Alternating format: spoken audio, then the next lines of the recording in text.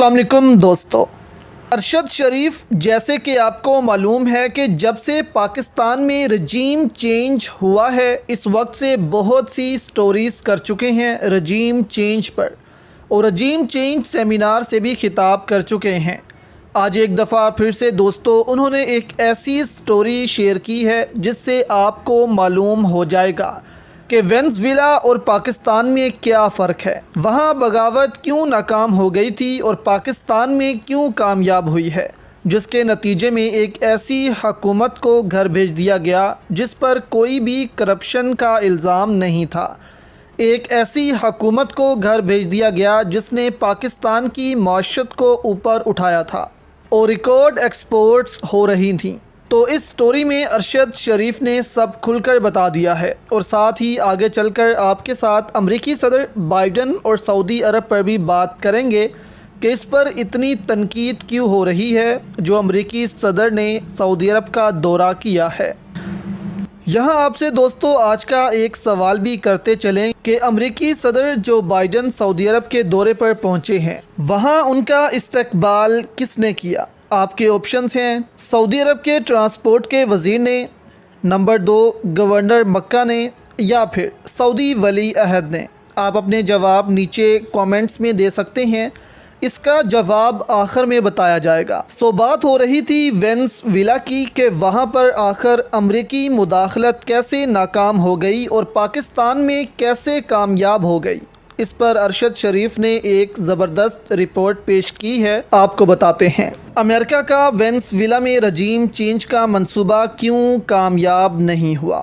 Senior सहाफ़ी और तज्ज़ियाकार अरशद शरीफ ने अपने प्रोग्राम में अमेरिका की जानिब से वेनेज़ुएला में रजीम चेंज के मंसूबे की नाकामी की वजूहात पर गुफ्तगू की। अरशद शरीफ ने ARY न्यूज़ पर अपने प्रोग्राम पावर प्ले में अमेरिका की जानिब से दुनिया भर के मुल्कों में सियासी मुदाखलत के हवाले से गुफ्तगू की। उन्होंने इस दौरान साबिक अमरीकी सदर डोनाल्ड ट्रंप के national security adviser John Bolton के एक इंटरव्यू का क्लिप भी शेयर किया, जिसमें वो मुख्तलिफ मुल्कों में रजीम चेंज का एतराफ़ करते हुए कहते हैं कि वेनेज़ुएला में ये अमरीकी मंसूबा कामयाब नहीं हुआ था। अरशद शरीफ ने कहा कि दूसरी जंग अज़ीम के बाद अमेरिका ने कम अज़ कम 72 ममालिक में रजीम चेंज की कोशिश की, जिसका जिक्र जॉन बोल्टन ने अपनी किताब में भी किया है। इस किताब में जॉन बोल्टन ने वेनेज़ुएला में रजीम चेंज के मंसूबे की नाकामी की तफसीलात बताई हैं। जॉन बोल्टन ने अपनी किताब में लिखा है कि जब वेनेज़ुएला में रजीम चेंज की कोशिश की गई तो वहाँ के तमाम जर्नैलों ने वज़ीर दिफा के हमरा एक प्रेस कॉन्फ्रेंस की और सदर निकोलस के साथ अपनी वफ़ादारी का इजहार किया था, और यही वो अमल था जो अमेरिका नहीं चाहता था। इसी वजह से अमेरिका का ये मंसूबा वहाँ नाकाम हुआ था। तो यहाँ उन्होंने कहा कि जब वेनेज़ुएला में मुदाखलत करने की कोशिश की अमेरिका ने, तो वहाँ के जर्नैलों और वज़ीर दिफा जो कि मुल्क के एक तरह से करता धरता होते हैं और मुदाखलत को यही रोक सकते हैं, उन्होंने एक प्रेस कॉन्फ्रेंस कर दी कि हमें इस हुकूमत पर पूरा भरोसा है और हम सब इनके साथ खड़े हैं।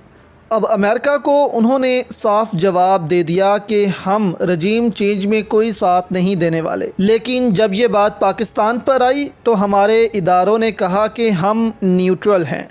तो ये फ़र्क था दोस्तों कि पाकिस्तान में अमरीकी मुदाखलत कामयाब हो गई और वेनेज़ुएला में नहीं हुई। वहाँ के जर्नैल हुकूमत के साथ खड़े हो गए और यहाँ कहा गया कि हम न्यूट्रल हैं।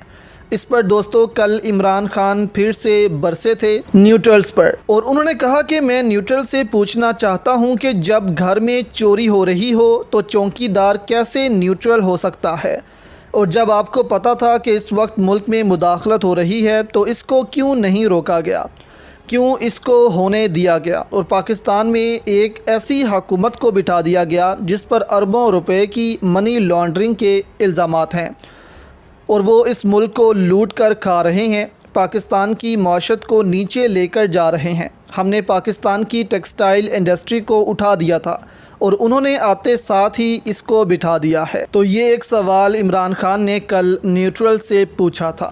दूसरी जानिब दोस्तों आपके साथ सऊदी अरब और अमेरिका की खबर भी शेयर करते चलें। कल जो बाइडन पहुँचे हैं सऊदी अरब और इनका इस्तकबाल तो आपने देखा ही है कि कैसा हुआ।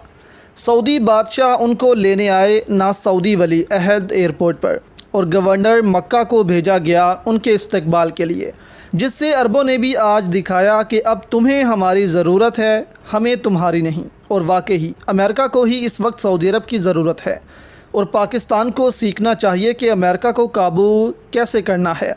अमेरिका को भी इस वक्त पाकिस्तान की ज़रूरत है, लेकिन अमेरिका पाकिस्तान को ग़ुलाम बनाकर रखे हुए है।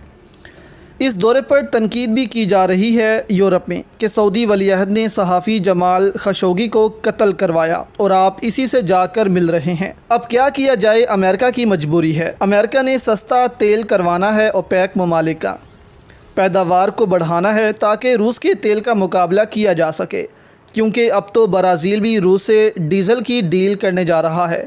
इसलिए अमेरिका परेशान है कि रूस का इन्फ्लुएंस दुनिया में बढ़ रहा है।